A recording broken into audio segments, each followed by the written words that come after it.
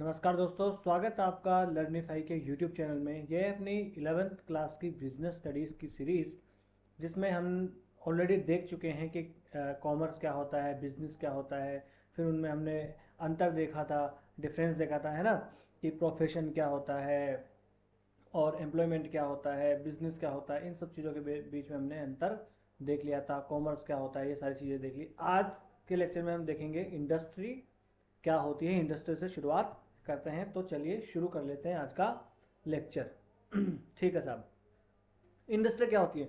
Industry का मतलब हो गया ऐसी कोई भी इकोनॉमिक एक्टिविटीज हो जिनमें रॉ मटेरियल को कन्वर्ट किया जा रहा हो कोई भी यूजफुल गुड्स में, उसको कह देंगे हम क्या? इंडस्ट्री। जैसे कि मान लीजिए गेहूं है, क्या है? वीट। हिंदी इंग्लिश सब समझते जी। उसको हम बदलते हैं ब्रेड में।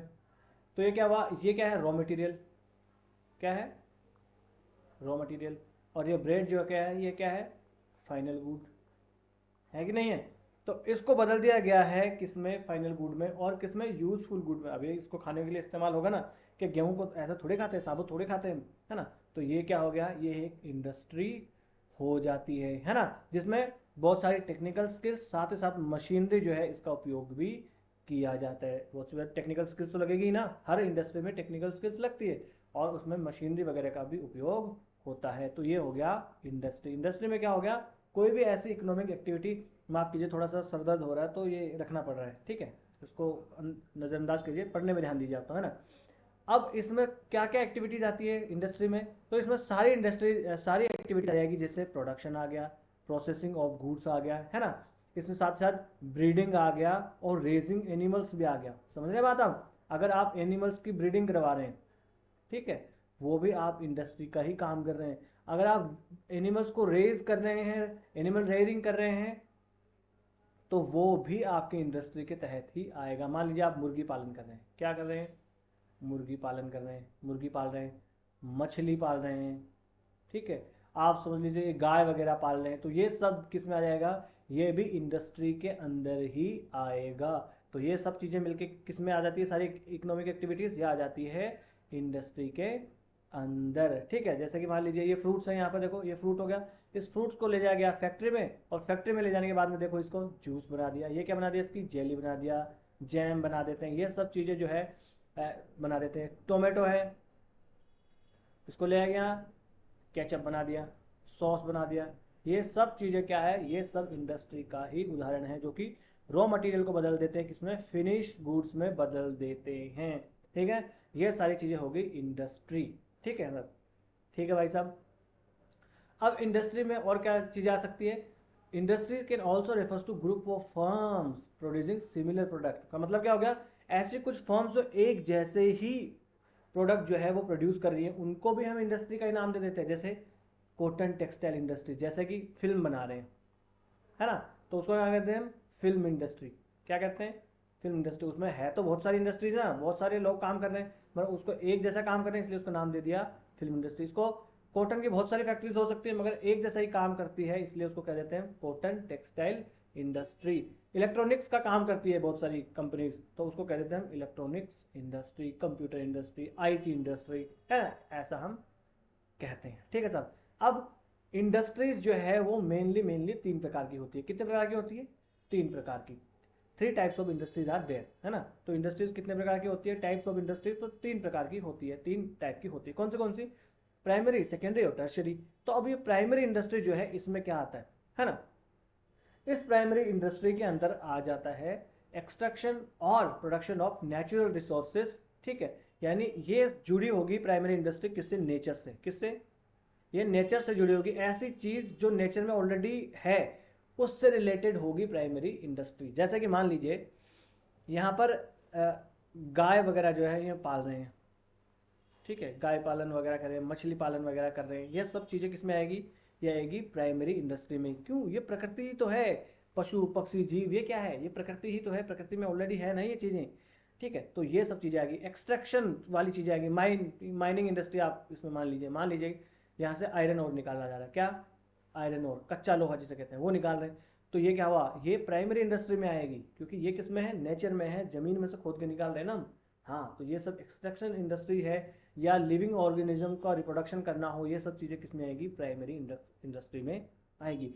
अब इस प्राइमरी इंडस्ट्री को भी दो भागों में बांटा जा सकता है। एक होती है एक्सट्रैक्टिव इंडस्ट्री, तो इसकी पहली हो गई एक्सट्रैक्टिव इंडस्ट्री। इसके बाद में क्या होगा, एक्सट्रैक्ट करी जाएगी चीज़ें। क्या करी जाएगी, चीज़ें एक्सट्रैक्ट करी जाएगी किन्हीं चीज़ों से, जैसे कि फार्मिंग। फार्मिंग क्या कर रहे हैं भाई, ज़मीन में हम उगा रहे हैं और फिर वहाँ से एक्सट्रैक्ट कर रहे हैं। माइनिंग, ज़मीन में से खोद खोद के कोयला निकाल रहे हैं, आयरन और निकाल रहे हैं। लुम्बरिंग इंडस्ट्री, अब आपको सर ये लुम्बरिंग ये क्या चीज़ आ गई, देखो आपने देखा होगा ऐसे लंबे लंबे पेड़ होते हैं, क्या होते हैं, ऐसे लंबे लंबे पेड़ होते हैं, ऐसे लंबे लंबे पेड़, एक जैसे पेड़। आपने कभी आप अगर पहाड़ों में गए हो घूमने तो आपने ऐसे लंबे लंबे पेड़ जो है वो एक जैसे पेड़ लंबे लंबे देखे होंगे, है ना। तो जो टेम्परेट रीजन होता है ना, टेम्परेट रीजन, उस टेम्परेट रीजन में ऐसे पेड़ उगते हैं। तो उन पेड़ों को काटने से संबंधित फिर उनके जो टिम्बर है उसको इस्तेमाल करने वाली जो इंडस्ट्री होती है उसे कहते हैं लुम्बरिंग इंडस्ट्रीज, है ना।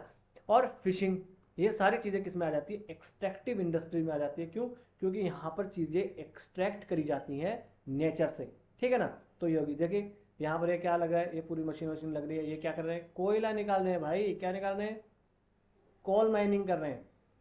तो ये क्या हुआ, एक्सट्रैक्शन इंडस्ट्री, एक्सट्रैक्टिव इंडस्ट्री में आएगी। और ये किसमें, किसका भाग है, ये प्राइमरी इंडस्ट्री का पार्ट है। दूसरी इंडस्ट्री आ जाती है प्राइमरी इंडस्ट्री में, जेनेटिक इंडस्ट्री। इस जेनेटिक इंडस्ट्री में क्या आता है, जैसे कोई भी एनिमल्स वगैरह है उनकी ब्रीडिंग करना, उनको पालना, ये सब चीज़ें किसमें आ जाती है, जेनेटिक इंडस्ट्री में आ जाती है। जैसे कैटल ब्रीडिंग कर रहे हैं, है ना, पोल्ट्री फार्म्स वगैरह है, फिशिंग हैचरीज वगैरह है, ये सारी की सारी किसमें आ जाएगी, जेनेटिक इंडस्ट्री में आ जाएगी। देखो ये क्या हो रहा है, यहाँ पर पोल्ट्री फार्म है, मुर्गी पालन है ना, ये क्या पर है, यहाँ पर गाय वगैरह पाल रहे हैं, तो ये क्या है, कैटल ब्रीडिंग है ना, है ना। या एनिमल रेयरिंग इसे कह सकते हैं, एनिमल रियरिंग, ठीक है ना, यानी लाइफ स्टॉक रियरिंग या एनिमल रियरिंग इसे कह सकते हैं इंग्लिश में। तो ये होगी जेनेटिक इंडस्ट्री, ये याद रखना आपको। Primary industries, secondary, treasury industry, इनके बारे में क्वेश्चंस बन सकते हैं, ठीक है साहब। अब आ जाते हैं हम किस पे, सेकेंडरी इंडस्ट्री में। दूसरे प्रकार की इंडस्ट्री कौन सी आएगी, सेकेंडरी इंडस्ट्री। इस इंडस्ट्री में क्या होगा, जो रॉ मटेरियल्स हमने इस्तेमाल करे थे या निकाले थे प्राइमरी इंडस्ट्री में, मेनली वो वाली चीज़ें जो है इसमें इस्तेमाल की जाती है एज ए रॉ मटेरियल। जो चीज़ें हमने देखा, मान लीजिए माइनिंग इंडस्ट्री थी, उस माइनिंग इंडस्ट्री से हमने क्या किया, आयरन ओर निकाल लिया, क्या निकाल लिया, आयरन ओर, यानी कच्चा लोहा निकाल लिया। अब इसको हम लेके जाएंगे इस इंडस्ट्री में और इसको करके और बढ़िया से स्टील बना देंगे। क्या बना देंगे, स्टील बना देंगे, आयरन बना देंगे, है ना। मान लीजिए यहाँ से आपने एक्सट्रैक्टिव इंडस्ट्री जो थी प्राइमरी इंडस्ट्री का पार्ट, वहाँ से हमने उगा ली सब्जी, ठीक है। अब इसको हम लेके चले गए दूसरी इंडस्ट्री में और फिर वहाँ से उसकी अब जो है हम क्या कर ले रहे हैं, उसको बना ले रहे हैं फैक्ट्री में डाल के, केचप वगैरह सब चीज़ें बना रहे हैं। तो वो बाद में जाके किस में आ जाएगा, वो आ जाएगा सेकेंडरी इंडस्ट्री में आ जाएगा, है ना। उसकी हम कुछ कॉम्प्लेक्स चीज़ें उसकी बना ले रहे हैं, तो वो, है ना। तो वो प्राइमरी इंडस्ट्री वाले जो चीज़ें थी उसको रॉ मटेरियल के तौर पर इस्तेमाल करके ये बना लेते हैं फिनिश्ड गुड्स, तो वो होती है सेकेंडरी इंडस्ट्रीज। आई बात समझ में, है ना। और इस सेकेंडरी इंडस्ट्रीज के पार्ट है, जैसे कि इसमें आ गया एक मैन्युफैक्चरिंग इंडस्ट्री, क्या आ गया, मैन्युफैक्चरिंग इंडस्ट्री। तो मैन्युफैक्चरिंग इंडस्ट्री में क्या होता है, ट्रांसफॉर्म कर दिया जाता है रॉ मटेरियल्स को, जो रॉ मटेरियल है अपने पास में, उन रॉ मटेरियल्स को हम कर देंगे ट्रांसफॉर्म और उसका एक अलग ही चीज़ हम बना देंगे। जैसे कि आयरन ओर हमने लिया, क्या लिया, आयरन ओर समझे, और इसको बाद में हम बना देंगे स्टील, एक फाइन स्टील बना देंगे, आयरन बना देंगे, ये सब चीज़ें बना देंगे। तो ये क्या बन गया, एक नया रिफॉर्म हो गया ना इसके अंदर। हाँ, तो ये होगी मैन्युफैक्चरिंग इंडस्ट्रीज, है ना। जैसे सीमेंट इंडस्ट्री, सीमेंट में क्या आता है, लाइमस्टोन वगैरह है, इन सब चीज़ों को मिला दिया जाता है जो कि प्राइमरी इंडस्ट्री का पार्ट है। उनको मिला के फिर कोयला वगैरह, ये कुकिंग कोल वगैरह होता है, लाइमस्टोन वगैरह होता है, ये सब चीज़ें मिलाकर बना दिया जाता है सीमेंट। आई बात समझ में। फिर इसी सेकेंड इंडस्ट्री में आता है एनालिटिकल इंडस्ट्री। इस एनालिटिकल इंडस्ट्री में क्या होता है, ये जो बहुत सारी एलिमेंट्स होते हैं उनको सेपरेट सेपरेट कर देते हैं। जैसे मान लीजिए आज आप देखते होंगे पेट्रोल, क्या देखते हैं, पेट्रोल देखते हैं, डीजल देखते हैं। तो आपको क्या लगता है ये पेट्रोल और डीजल नेचर में ऐसे ही कैसे ही मिलते होंगे, नहीं मिलते हैं। ये पूरा का पूरा एक क्रूड ऑयल के रूप में मिलता है। क्या मिलता है, क्रूड ऑयल के रूप में मिलता है। उस क्रूड ऑयल को बाद में रिफाइन किया जाता है, क्या किया जाता है, रिफाइन किया जाता है, और उसकी जितनी भी इम्प्योरिटीज़ होती हैं उनको निकाल दिया जाता है और कुछ एक फाइन चीज़ जो है वो बना दिया जाता है, एक फाइन प्रोडक्ट बना दिया जाता है। हाँ, तो ये जो सेपरेट किया जाता है ना अलग अलग चीज़ों को, उसी को ही कहते हैं एनालिटिकल इंडस्ट्री। जैसे कि ऑयल रिफाइनरीज, है ना। अब आपको एग्जैक्ट ऐसे एनालिटिक इंडस्ट्री और ये सारी याद करने नहीं बैठना है, परंतु आपको पता होना चाहिए, एग्जाम में पूछा जा सकता है। ठीक है साहब, इसका एग्जाम्पल हो गया ऑयल रिफाइनरी। फिर आ जाता है सिंथेटिकल इंडस्ट्री। अब ये सिंथेटिकल इंडस्ट्रीज क्या हो गया, इसमें क्या करते हैं, एक इंग्रेडिएंट हो गया मान लीजिए ए, एक इंग्रेडिएंट हो गया मान लीजिए बी, एक इंग्रेडिएंट हो गया मान लीजिए सी। अब इन तीनों को मिला दिया और एक नया इंग्रेडिएंट बना दिया, एक नई चीज़ बना दी डी। ये हो गया सिंथेटिकल इंडस्ट्री। समझ में आ रही है आपको बात? अलग अलग इंग्रेडिएंट्स होते हैं, उन इंग्रेडिएंट्स को मिला के एक नया ही इंग्रेडिएंट बना दिया जाता है, वो हो गया क्या, सिंथेटिकल इंडस्ट्री। जैसे कि सीमेंट। अब सीमेंट में क्या करते हैं, कुकिंग कोल मिलाते हैं, लाइमस्टोन मिलाते हैं, इस प्रकार से अलग अलग चीज़ें मिलाते हैं, है ना। फिर उनको बना दिया जाता है, ये क्या बन जाती है, सीमेंट यहाँ पर बनकर आ जाती है। तो ये हो गया सिंथेटिकल इंडस्ट्री। ठीक है साहब। फिर क्या होता है, प्रोसेसिंग इंडस्ट्री, इसी का ही पार्ट है, ये सेकेंडरी इंडस्ट्री का ही पार्ट है। किसका पार्ट है, सेकेंडरी इंडस्ट्री का ही, कि ये अलग अलग टाइप्स हैं, इसी के टाइप्स हैं ये। ठीक है ना। इस प्रोसेसिंग इंडस्ट्री में क्या किया जाता है, इसमें सक्सेसिव स्टेजेस वगैरह होती हैं, है ना, और उनके द्वारा अलग अलग जो है वो प्रोडक्ट्स जो है वो क्रिएट कर दिया जाता है प्रोसेसिंग इंडस्ट्री में। देखिए इसमें क्या कर देते हैं, जैसे कि आप लेके जाते हैं शुगर केन, शुगर केन लेके गए, उसमें से बना दिया शुगर। फिर शुगर केन से जो इसकी जो बच जाता है, वेस्ट वगैरह बच जाता है ना, उसको उससे क्या बना देते हैं, पेपर वगैरह बना देते हैं।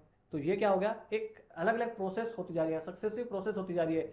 शुगर केन से शुगर निकालिए, जूस निकाल के, फिर उसका जो हिंदी में कहते हैं लुगदी, जो बच जाती है उसका जो वेस्ट, उससे बना दिया जाता है, पेपर वगैरह बना दिया जाता है। ये सब है प्रोसेसिंग इंडस्ट्रीज। एक होता है असेंबलिंग इंडस्ट्रीज। इस असेंबलिंग इंडस्ट्री में क्या होता है कि चीज़ों को सिर्फ असेंबल किया जाता है ना। जैसे कि ये कार, देखिए ये कार है, तो आपको क्या लग रहा है, ये कार ऐसे कैसे बनती है, भैया टायर जो है वो कहीं और से आते हैं, है ना, बॉडी वगैरह के अलग अलग पार्ट जो है वो कहीं से और से आता है, फिर उनको असेंबल कर दिया जाता है। क्या कर दिया जाता है, असेंबल कर दिया जाता है और बना दिया जाता है एक फाइनल प्रोडक्ट। जैसे कार हो गया, कंप्यूटर्स हो गया, टेलीविजन हो गया, फ़ोन हो गया, है ना। जैसे फ़ोन क्या करते हैं, चाइना में जो असेंबल कर दिया जाता है। कैमरा जो है वो सोने का कैमरा जो है वो कोरिया से, जापान से, जहाँ से भी आता है, ऐसे अलग अलग जगह से चीज़ें आती है ना। हाँ, ऐसे चिप्स वगैरह जो जो है जो कोरिया वगैरह हो गया वहाँ से आती है, ताइवान से, है ना। ठीक है। कंस्ट्रक्शन इंडस्ट्री इसका एक और पार्ट है। कंस्ट्रक्शन इंडस्ट्री में क्या, कौन सी इंडस्ट्री आ गई, जहां पर बिल्डिंग इंफ्रास्ट्रक्चर, है ना, यानी कि इंफ्रास्ट्रक्चर वगैरह को बिल्ड किया जाता है, वो होता है कंस्ट्रक्शन इंडस्ट्री। जैसा कि रोड बना दिया, ब्रिज बना दिया, डैम बना दिया, ये सब की सब चीज़ें किस में आती है, कंस्ट्रक्शन इंडस्ट्री में आती है। ये तो हमने देख ली प्राइमरी, जो नेचर से संबंधित है उसमें चीज़ें निकाल दे, एक्सट्रैक्टिव, जेनेटिक, जेनेटिक जो है वो हो गया। फिर सेकेंडरी आ गया, है ना। इसमें अलग अलग प्रकार की हमने इंडस्ट्री देखी कि इसका जो जो है जो प्राइमरी इंडस्ट्री का जो भी प्रोडक्ट है उसको रॉ मटेरियल के रूप में यहाँ पर इस्तेमाल करके सेकेंडरी इंडस्ट्री में इस्तेमाल किया जाता है और फाइनल गुड्स बना दी जाती है, प्रोडक्ट्स बना दिए जाते हैं।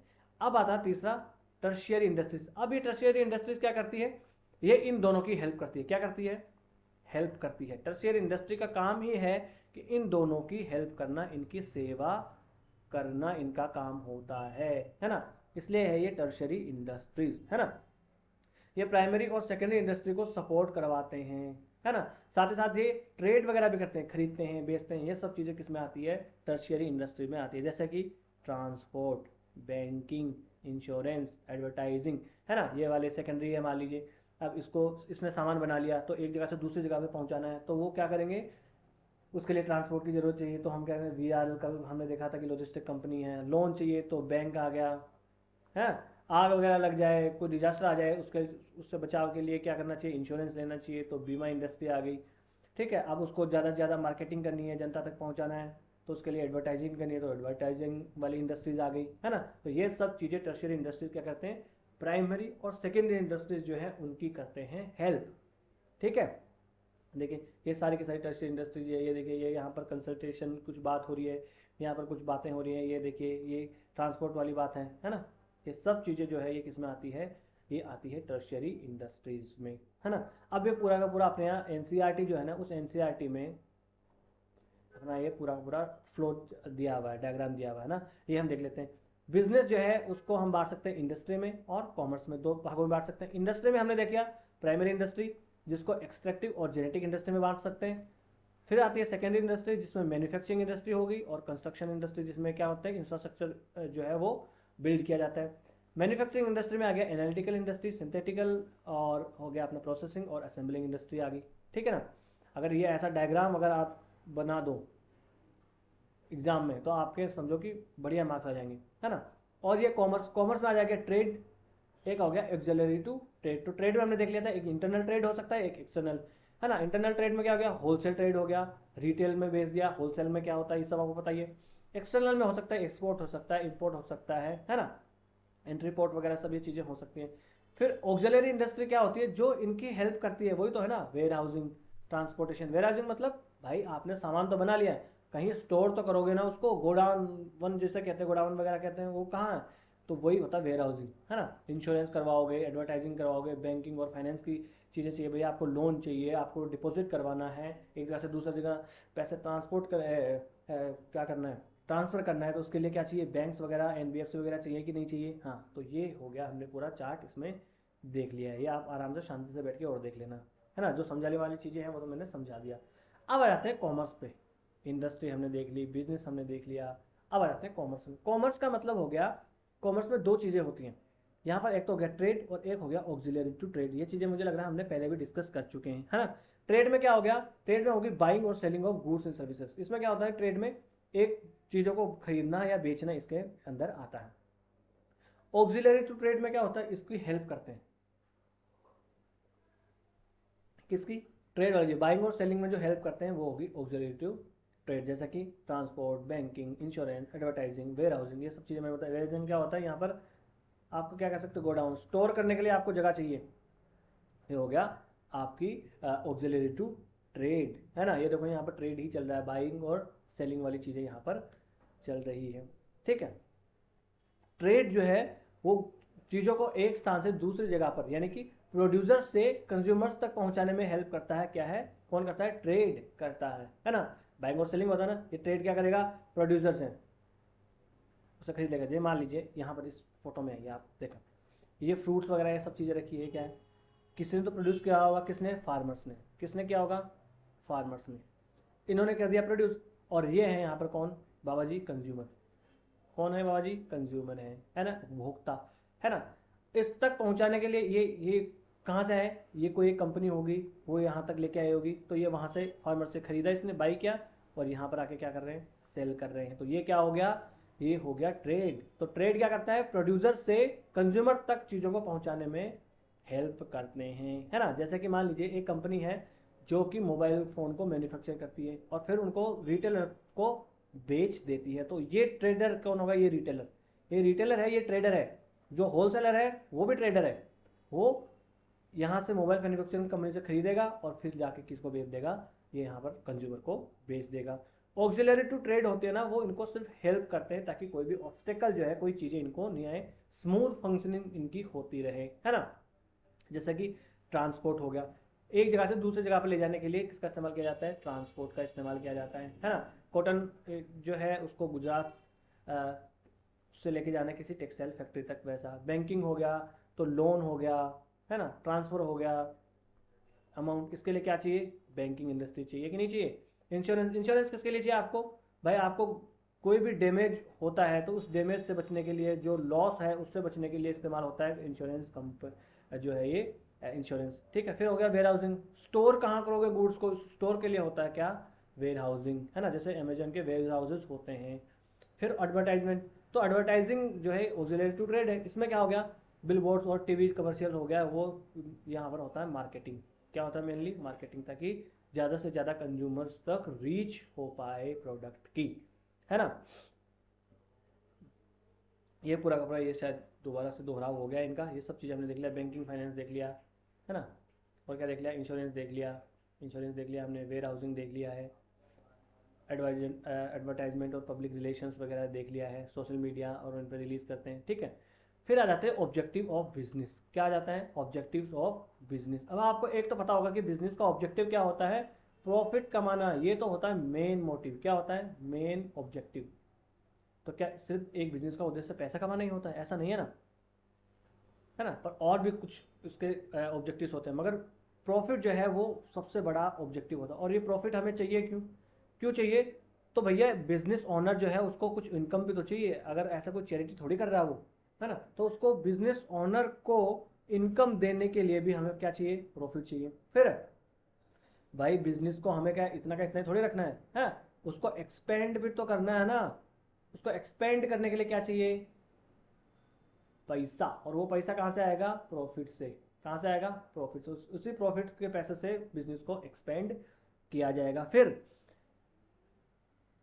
हमें प्रॉफिट इसलिए भी चाहिए ना, क्योंकि फर्म जो है, अपनी फर्म जो है, अपना बिजनेस है, उसका एफिशिएंट ऑपरेशन होता रहे। अगर पैसा ही नहीं होगा, प्रॉफिट ही नहीं होगा, तो बिजनेस मान लीजिए लॉस में चल रहा हो, तो फिर वो उसका संचालन कैसे होगा, कैसे उसका ऑपरेशन होगा बिजनेस का। बिना प्रॉफिट के कोई ऑपरेशन चल सकता है भला, नहीं चल सकता ना। तो इसलिए भी हमें प्रॉफिट चाहिए। प्रॉफिट क्यों चाहिए, बिजनेस ओनर को जो है वो इनकम करने के लिए, बिजनेस को एक्सपेंड करने के लिए, स्मूथ फंक्शनिंग के लिए बिजनेस के, है ना। और ये जो है सोसाइटी में बिजनेस की यूटिलिटी को भी दिखाता है। जो प्रॉफिट में है, जो फर्म प्रॉफिट में है, जो बिजनेस प्रॉफिट में है, इसका मतलब है कि हाँ, सोसाइटी में इसका कुछ उपयोग है, उसकी कुछ यूटिलिटी है, कुछ उपयोगिता इसकी है ना। अगर लॉस में चल रहा है इसका मतलब नहीं है। हालांकि हर जगह ये बात सत्य नहीं होती है ना।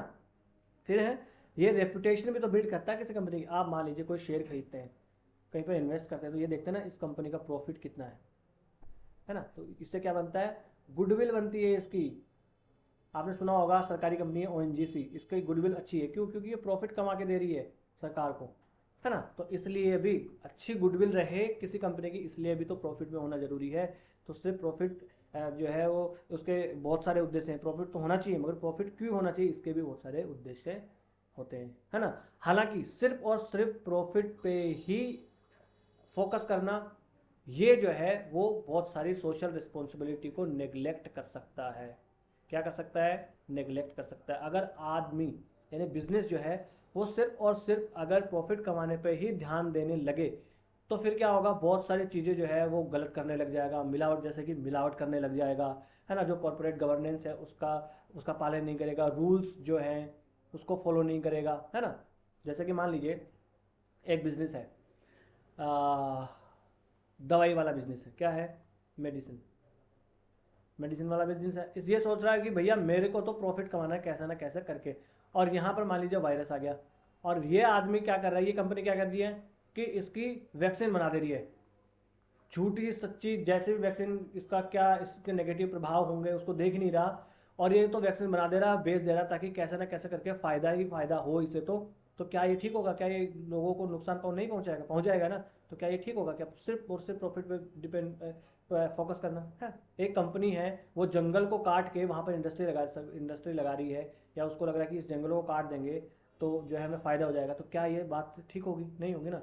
कुछ लोगों को डिस्प्लेस कर दिया जा रहा है, वहाँ के जो अबोरिजिनल्स लोग हैं, जो वहाँ के ट्राइब्स हैं, उनको डिस्प्लेस करके फिर कोई इंडस्ट्री लगाई जा रही है। तो क्या ये ठीक है, क्योंकि उनको तो प्रॉफिट हो रहा है। तो प्रॉफिट पर ही ध्यान देना जो है, अगर ऐसा हुआ तो बहुत सारी सोशल रिस्पॉन्सिबिलिटी को निगलेक्ट यहाँ पर करने वाली बात हो जाएगी। इसलिए एक बिजनेसमैन को हमेशा प्रॉफिट और जो एथिकल रिस्पॉन्सिबिलिटी है ना, उनके बीच में हमेशा एक बैलेंस बना के रखना चाहिए कि हाँ प्रॉफिट भी हो, मगर उसकी कुछ एथिकल रिस्पॉन्सिबिलिटी है, कुछ सोशल रिस्पॉन्सिबिलिटी है ना, उनका भी पालन वहाँ पर होता रहे, है ना। जो कस्टमर्स है उनके प्रति भी कुछ उसकी रिस्पॉन्सिबिलिटी है, जो एम्प्लॉयज़ है उसके प्रति भी रिस्पॉन्सिबिलिटी है। भाई प्रॉफिट ही प्रॉफिट कमा रही है फर्म, और जो है वो एम्प्लॉयज़ है उनको सैलरी टाइम पे नहीं दे रही है।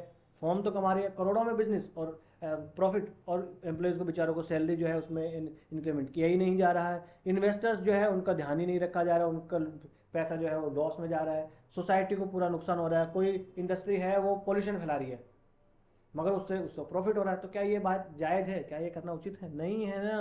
तो ये उसको सोसाइटी को भी ध्यान में रखना पड़ेगा। समझ आया बात आपको, ठीक है।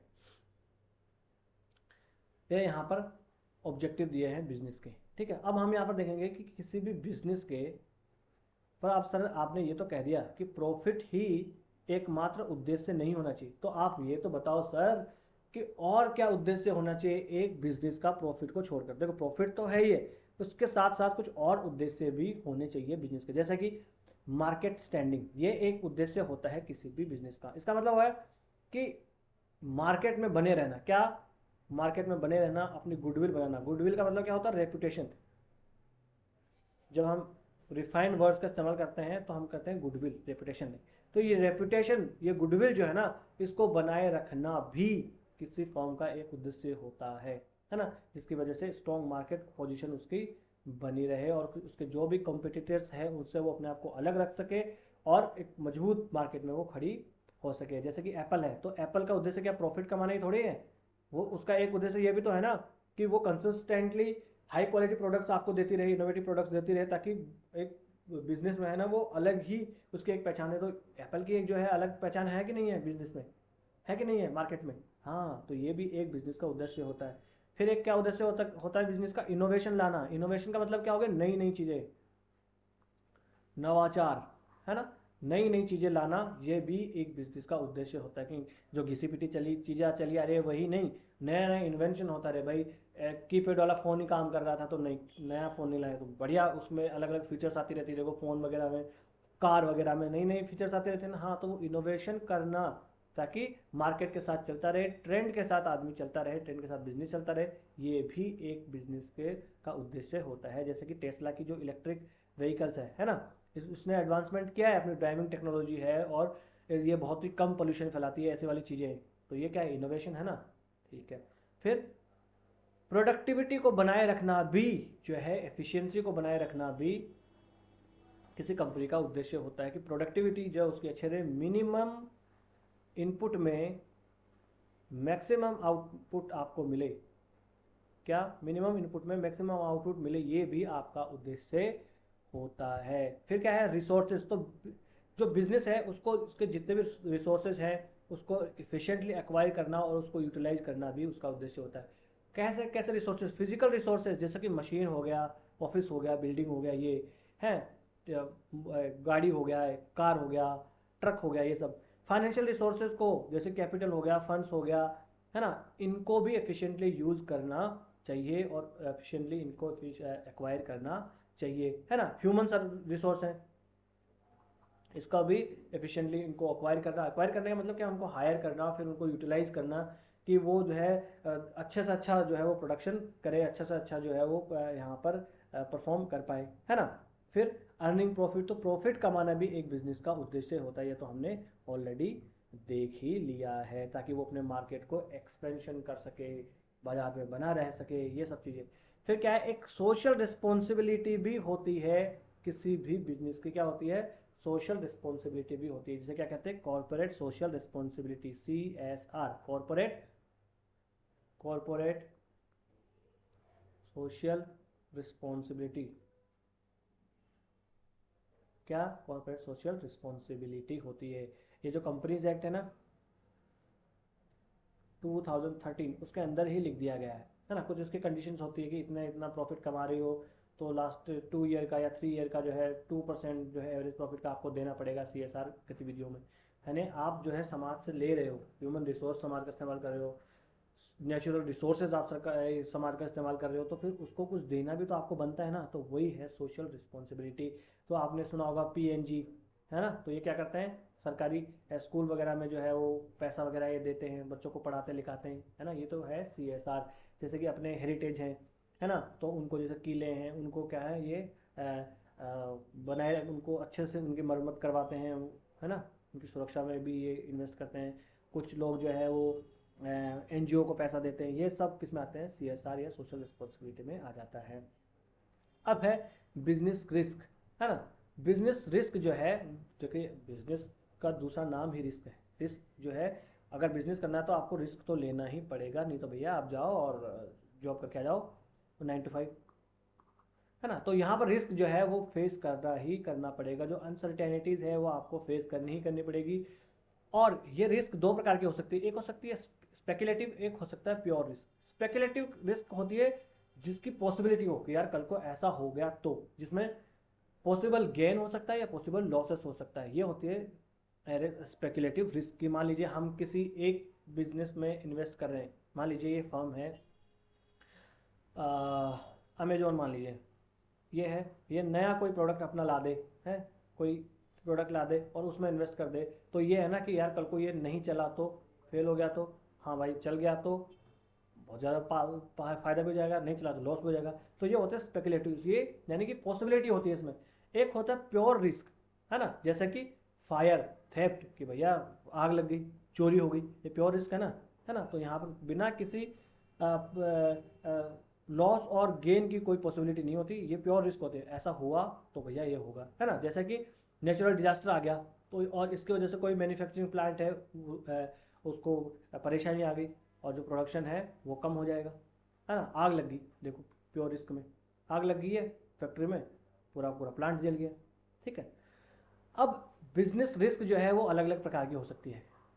इस बिजनेस रिस्क के बहुत सारे सोर्सेस हो सकते हैं। कौन से देखिए, एक तो नेचुरल कॉजेज वगैरह हो सकते हैं, नेचुरल सोर्सेस हो सकते हैं, जैसे कि फ्लड आ गया, अर्थक्वेक आ गया, सुनामी आ गई, है ना, ये सब चीज़ें। ह्यूमन कॉजेज हो सकते हैं, जैसे एम्प्लॉय नेग्लिजेंस की वजह से प्लांट ही फट गया, प्लांट में आग लग गई हो, है ना, इसकी वजह से ह्यूमन नेग्लिजेंस की वजह से ही आग लग गई हो, ऐसा कुछ हो जाए, है ना। फिर इकोनॉमिक कॉजेज भी हो सकते हैं, जैसे कि डिमांड में ही चेंज आ गया, हम लोग बनाए जा रहे हो और डिमांड में एक दूसरे चेंज हो गया, है ना। मान लीजिए कि कोविड के टाइम पर आप देखिए इसमें क्या हुआ कि डिमांड ही नहीं है। मान लीजिए हम कोई प्रोडक्ट भेज रहे हैं यूएसए में और यूएसए में डिमांड खत्म होगी तो हमारा तो बिजनेस ठप पड़ जाएगा ना। हाँ, टेक्नोलॉजी में चेंज आ जाए, टेक्नोलॉजी में अदर कॉजेज आ गए, पॉलिटिकल डिस्टर्बेंसेस, हम जो है वो यहाँ पर बांग्लादेश में सामान अपना जा रहा अच्छा खासा, बांग्लादेश में लो जी कू हो गया, क्या हो गया, क्यों हो गया, तख्ता पलट हो गया, अब सब कुछ खत्म, वहाँ पर अपना जो व्यापार है वही प्रभावित होगा। तो ये भी तो अलग कॉजेज हो गए ना, मैकेनिकल फेलियर्स हो जाए, मशीनें ही खराब हो जाए आपकी, ये सब चीज़ें जो है वो रिस्क आपकी होती है ना। फिर है स्टार्टिंग ए बिजनेस की कंसिडरेशन, यानी अगर आपको कोई बिजनेस शुरू करना है, क्या करना है, आपको कोई बिजनेस शुरू करना है तो बिजनेस शुरू करने से पहले कुछ चीज़ें आपको माइंड में रखनी चाहिए कि हाँ ये वाली चीज़ें जो है आपको माइंड में रखनी चाहिए या माइंड में रखी जाती है ना। बिजनेस शुरू करने से पहले तो कौन सी चीज़ें हैं वो देखते हैं। कोई भी बिजनेस की अगर प्लानिंग कर रहे हो तो वो जो एंटरप्रेन्योर है उसको माइंड में ये वाली चीज़ें रखनी चाहिए। टाइप ऑफ बिजनेस, है ना, किस प्रकार का वो बिजनेस शुरू करने जा रहे हैं, ठीक है ना। प्रॉफिटेबल और सूटेबल उसकी इंडस्ट्री होनी चाहिए, ऐसा बिजनेस उसको चूज़ करना चाहिए, ऐसा नहीं उसको चूज़ करना चाहिए। जैसे कि मान लीजिए मैं आपको एग्जांपल देता हूँ, हम रहते थे पीतमपुरा में, कहाँ, पीतमपुरा में हम रहते थे, वहाँ हमने देखा कि हमारी वो जो गली थी उस गली में एक व्यक्ति ने क्या किया, बिजनेस शुरू किया, उसने आर की उसने दुकान लगाई, वहाँ भी लोकल वाला आर, कोई ब्रांडेड आर नहीं, लोकल वाला आर। अब देखिए हमें पता लग गया था कि इस आदमी का बिजनेस यहाँ पर नहीं चलेगा। क्यों नहीं चलेगा भाई, एक तो वो जो गली है वहाँ पर लोकल लोग रहते हैं, उनको इतना पानी के बारे में इतनी कोई जानकारी है नहीं, कोई मतलब है नहीं है, ठीक है। तो वो लोग तो उसको आर नहीं लगाएंगे। दूसरी बात, जिन जिन लोगों के पास जो लैंडलॉर्ड्स वगैरह है, जिनके पास पैसे हैं और जिनको जानकारी है, थोड़े हेल्थ कॉन्शियस है, वो फिर ये जो लोकल है या बिना किसी ब्रांडेड के हैं, वो ब्रांड के हैं, वो क्यों लगवाएंगे, वो तो कोई एक ब्रांडेड वाला लगवाएंगे ना। हाँ, तो इसका बिजनेस फेल होना बनता ही था, तो ये उसने बिजनेस शुरू करने से पहले ये इसका ध्यान ही नहीं रखा, है ना। फिर साइज ऑफ बिजनेस, कि बिजनेस का साइज क्या हो, हम भैया पहले छोटे स्तर पर करें कि बड़े स्तर पर करें, है ना। जैसे कि हम मान लीजिए, सॉरी, देखो, तो हम ऐसा है कि मान लीजिए अगर कोई एक नया नया है उसको बिजनेस शुरू करना, तो हम क्या कहेंगे, भैया आप जो है एक जूस की दुकान खोलिए पहले छोटी सी, फिर आप क्या करना, इस जूस की दुकान को धीरे धीरे बड़ा करके इसको एक कैफ़े बना देना, है ना। इस प्रकार से ये क्या हो गया, साइज हो गया ना, पहले छोटी, हम कहेंगे भैया आपको एक पहले एमएसएमई बनानी चाहिए, फिर धीरे धीरे जैसे अगर बड़ा काम करने लग जाए तो फिर जो है एक बढ़िया लार्ज कंपनी बन के निकल के आ सकती है ना। ठीक है, फिर क्या है, लोकेशन। अब आपको ये भी देखना पड़ेगा कि लोकेशन में कौन सा सेट करूँ। अब वही पीतमपुरा वाला एग्जाम्पल आप लीजिए, एग्जाम में आप ऐसा आराम से लिख के आए, बड़े बड़े एग्जाम्पल दो, ये जरूरी नहीं। पीतमपुरा वाला आप एग्जाम्पल देखिए, उसने लोकेशन ही गलत सेट करी है, उसने लोकेशन ही गलत सेट करी है, चूज करी है कि यहाँ वो अपना बिजनेस करना चाहता। उसको क्या करना चाहिए था, उसको ऐसी जगह बिजनेस करना चाहिए था, वो अपना लगाना चाहिए था जहाँ पर थोड़े से हेल्थ कॉन्शियस लोग रहते हों। फिर उसको ये भी देखना चाहिए था कि हाँ, कि ये वाला आर नहीं, मुझे थोड़े ब्रांड वाले आर इस्तेमाल करने चाहिए, है ना, ये वाली चीज़ें उसको इस्तेमाल करनी चाहिए, है ना। ठीक है, फिर जैसे कि ये टेस्ला है, टेस्ला को अपना अगर जो है प्लांट लगाना हो तो उसको लोकेशन चाहिए कि भैया उसको सस्ते, एक तो जो है वो चीप लेबर मिल जाए, क्या मिल जाए, चीप लेबर उसको मिल जाए, उसको प्लांट लगाने के लिए जगह मिल जाए, है ना, प्लेस मिल जाए, ये सब चीज़ें उसको देखनी पड़ेगी। और भाई उसको खरीदने के लिए कुछ कंज्यूमर्स भी तो चाहिए। अब वो लगा के जाके बुरुंडी रवांडा में जाके लगा रहे टेस्ला, कौन खरीदेगा टेस्ला भाई, वहाँ टेक्नोलॉजी वहाँ है नहीं, बिजली वहाँ है नहीं, है। तो भैया वहाँ ऐसे लोकेशन चूज करोगे तो आपको नुकसान होने वाला है। फिर आपको ये भी देखना पड़ेगा भाई, पैसा। चाणक्य ने कहा था, चाणक्य ने कहा है ब्लड लाइन, किसको, इसको हिंदी में कहते हैं रुधिर। रुधिर कहा है पैसे को, राज्य का, किसका, राज्य का। तो हम राज्य की जगह पर बिजनेस डाल सकते हैं। तो ये ब्लड लाइन ही होती है किसी बिजनेस की। पैसा, बिना पैसे के कोई भी नहीं होगा। तो आपको ये देखना पड़ेगा कि मैं जो ये है ये पैसा कहाँ से लेके आऊँगा, है ना। क्या मैं अपने फ्रेंड्स से लेके आऊँगा, क्या मैं अपनी फैमिली से लेके आऊँगा, क्या मेरे पास खुद के पास है, क्या मैं लोन लूँगा, कौन सा बैंक से लूँगा, कितना % इंटरेस्ट होगा, ये सब चीज़ें जो है आपको देखना पड़ेगा। ठीक है। फिर हमें देखना पड़ेगा फिजिकल फैसिलिटी और वर्क फोर्स भी आपको देखना पड़ेगा कि ये वाली इंडस्ट्री है तो उसके लिए कौन सी मशीनरी चाहिए। मान लीजिए आप जूस की दुकान खोल रहे हैं, तो उस जूस की दुकान के लिए आपको क्या करना पड़ेगा, जूसर मशीन तो चाहिए ना। इंडस्ट्री हो गई, स्किल्ड वर्कर, जूस बनाने वाला आदमी चाहिए। आप आगे जाके उसको कैफ़े बना रहे हो तो वहाँ पर जो आपको शेफ वगैरह चाहिए बनाने के लिए। ठीक है, ये सब चीज़ें होनी चाहिए। एक कैफ़े के लिए अच्छी खासी जगह होनी चाहिए। आप कोई इंडस्ट्री लगाए तो उसके लिए अच्छी खासी जगह होनी चाहिए। फिर होना चाहिए टैक्स प्लानिंग, कि भैया मुझे जो है मैं कौन से टैक्स रिजीम के अंदर आऊँगा, है ना। और उस टैक्स की प्लानिंग कैसे करूँगा, सीए को रखना पड़ेगा। वो मुझे बताएगा कि यह वाली चीज़ों में आप इन्वेस्ट करो तो आपको कम टैक्स देना पड़ेगा, यहाँ पर आपको ज़्यादा टैक्स लगेगा। ये सब चीज़ें प्लानिंग करना, ये भी किसी जो एंटरप्रेन्योर है उसके दिमाग में होना चाहिए, है ना। तो ये सारी चीज़ें आज हमने देख ली है। एक बार में नहीं समझ में है, थोड़ा सा एक बार आप रिवाइज करोगे अच्छे से समझ में आ जाएगा। और आपको क्या करना है, पहली बार में 2x में चला के नहीं देखना है, नहीं समझ में आएगा। आपको क्या करना है, पहली बार में नॉर्मल स्पीड पे ही इसको देखना है। फिर जब रिवाइज करो तो आप इसको 2x में करके देख सकते हो। तो चलिए आज का लेक्चर यहीं शुरू कर लेते हैं। इस लेक्चर की आपको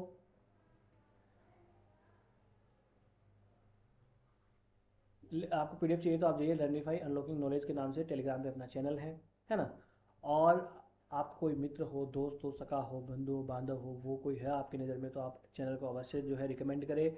आप कोई सलाह लेनी हो या कोई सलाह देनी हो तो आप हमें अवश्य कमेंट बॉक्स में लिखिए कि सर इकोनॉमिक्स की सीरीज़ शुरू कीजिए, ये वाली चीज़ मुझे नहीं समझ में आई, ये वाली दोबारा बता दीजिए, है ना। तो ऐसा कोई कमेंट हो तो आप अवश्य निसंकोच होकर लिख सकते हैं। ठीक है। और बड़े ही लोकतांत्रिक ढंग से हम अपने इस छोटे से परिवार को आगे बढ़ाएंगे। नमस्ते, धन्यवाद।